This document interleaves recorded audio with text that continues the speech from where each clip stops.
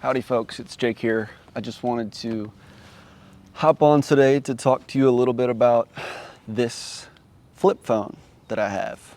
I've been on this Cat S22 Flip for about 3 months now. This is my third flip phone that I've had in the last 3 years, and I could see myself actually sticking with this one. And so I wanted to hop on and chat with you a little bit today about why I've made this switch, the benefits of it, some of the downsides of it, and something that I call microdosing the internet.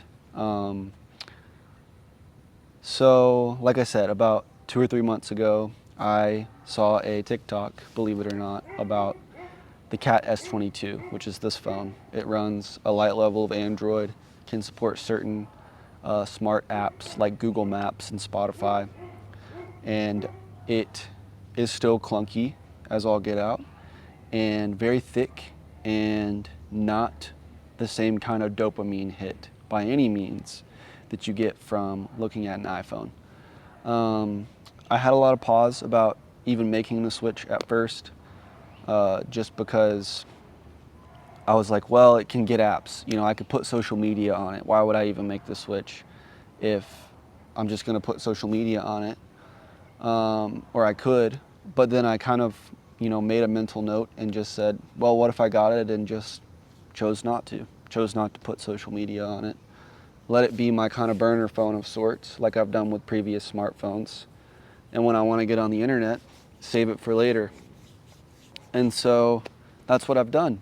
I've turned this into a way to leave the house and not bring the internet with me in every capacity. I think that's the important part about what I'm going to talk about today, is that this is not keeping me off the internet. As you can obviously see, I'm right here with you right now. But it is helping me take it in smaller bites. There are a lot of things I think that we do now with the internet, like go to the bathroom or the grocery store or spend time in the car sitting in the driveway after we get back home without going in, just sitting in our car on our phone. Making that transition into the house that normally, if we had nothing to do while sitting in the car, we would just get out and go inside.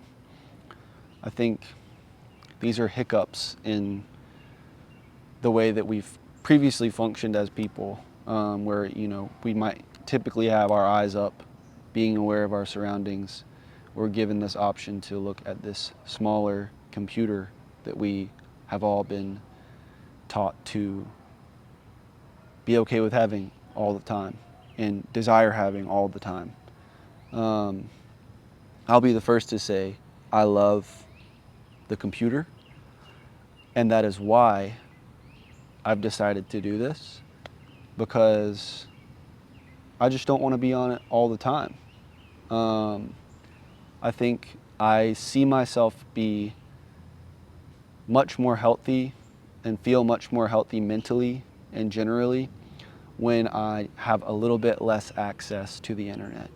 Mind you, I stay at home working on freelance production projects for audio and for music production a lot of the week.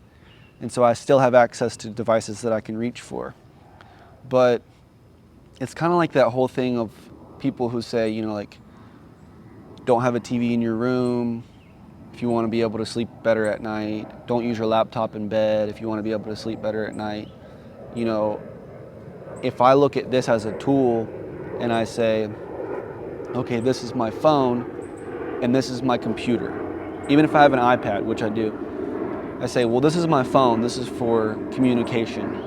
And then I have my computer, and that's for getting work done. Those are degrees of separation in my life, so that when I sit down at my computer, I think, okay, well, what do I do on my computer? I check my email, I work on music, I maybe scroll on Instagram. Maybe that's something that I can do on there, but it doesn't come with me to the bathroom. It doesn't come with me in the car when I'm driving. It doesn't stay on my person, if that makes sense.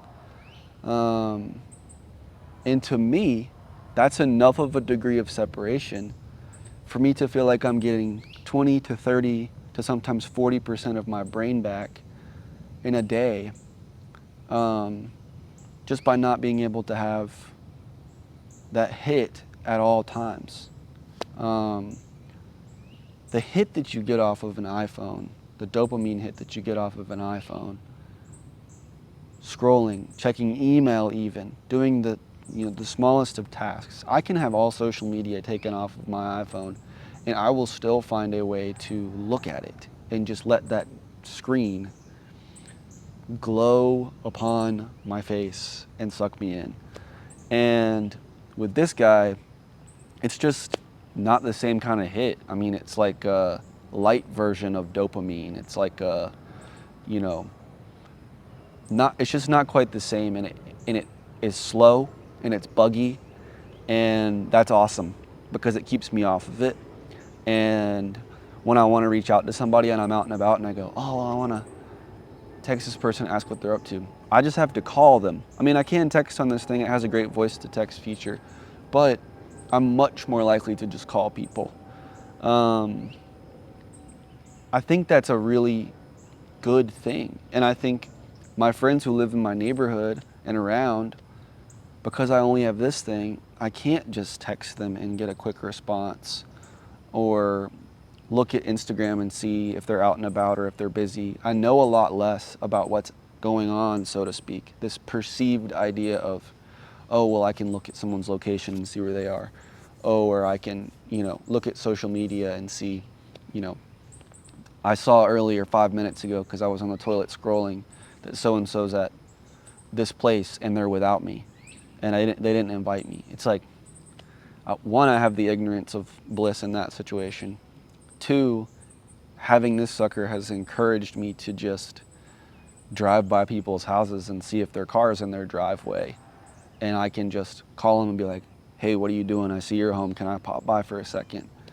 There's an encouragement of natural finding one another and seeking the people that you actually want to see and spend time with and value when you start pivoting your mindset around, who do I actually want to see? Just because you're seeing everyone that you're connected to less. I think it breeds intentionality to know less about what's going on, so to speak, like we're fed to believe we know by looking at social media.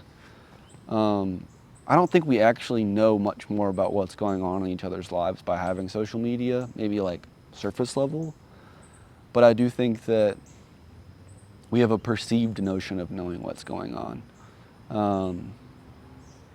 I'm much less likely now to post about what I'm doing, and I feel good about that because it helps me stay in the moment, one. But two, I know that I'm not making anybody feel left out because I'm posting a lot less. Yeah, I think those are the majority of my thoughts about this. There's a lot of clunky things about this thing. Like, I don't have speakerphone, but I still can connect AirPods to it.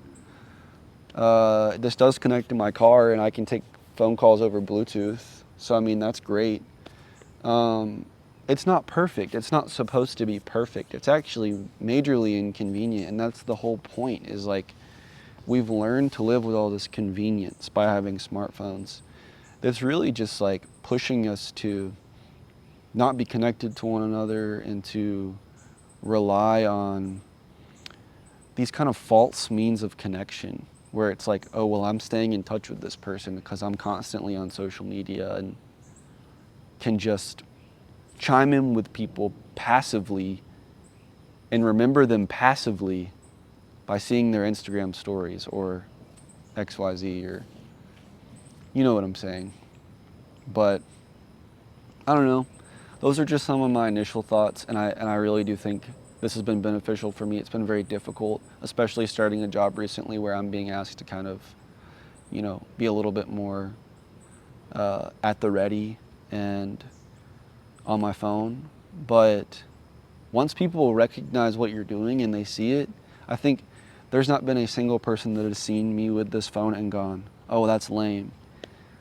Everybody thinks it's awesome and cool and interesting, and everybody goes, I wish I didn't have to have my smartphone, but they go, I probably can't give it up.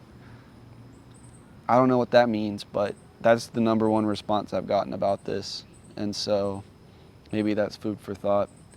Thank y'all so much for being here today and listening and watching this. I have 3 new songs out. If you want to check those out, you can check out the links below. If you enjoyed this video, make sure to like and subscribe, and comment below if you want me to talk about anything else or have any questions. And I will see you on the next one. Peace.